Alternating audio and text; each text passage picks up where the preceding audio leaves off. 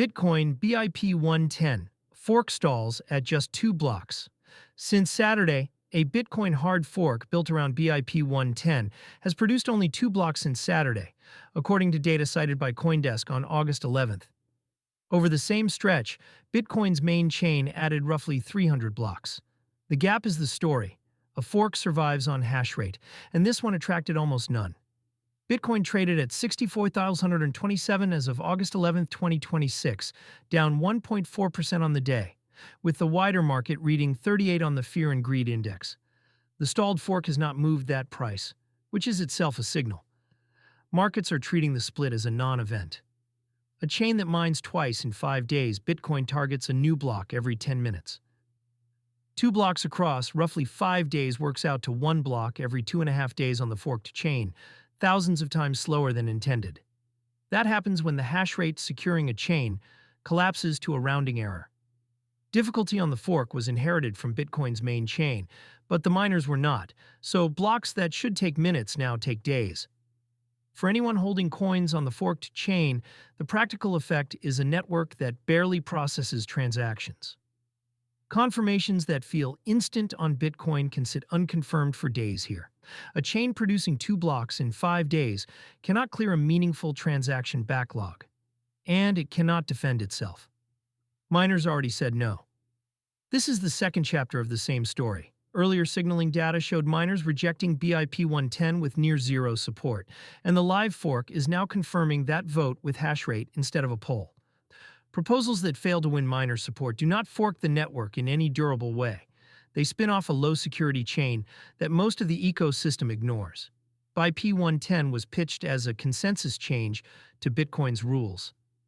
A change like that only takes effect if a large majority of hashrate enforces it. Without that majority, the proposal does not upgrade Bitcoin.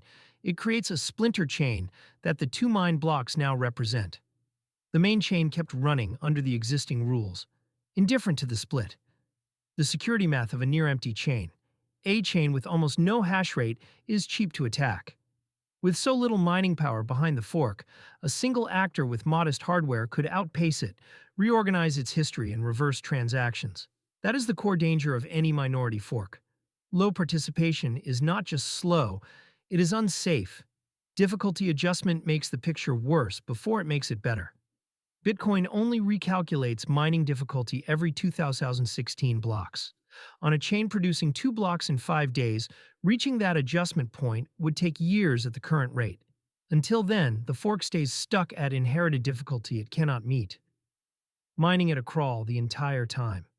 Chains that hit this trap rarely climb out. Little reason for exchanges to list it. Exchanges and custodians weigh 2 things before touching a fork: replay protection and sustained hash rate.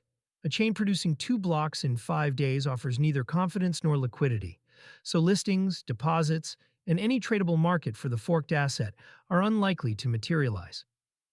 Without an exchange price, there is no incentive for miners to point hardware at it, which keeps block production near zero. The loop feeds itself. The contrast with contested forks that did survive is sharp. Bitcoin Cash in 2017 launched with real miner backing and immediate exchange support. This BIP-110 chain has drawn neither, which is the difference between a competing network and an abandoned experiment. For everyday Bitcoin holders, the takeaway is narrow.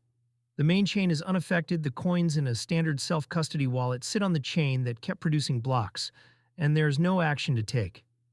Splits like this matter most, as a live demonstration of how Bitcoin's incentive structure handles a rule change the miners do not want. It quietly starves.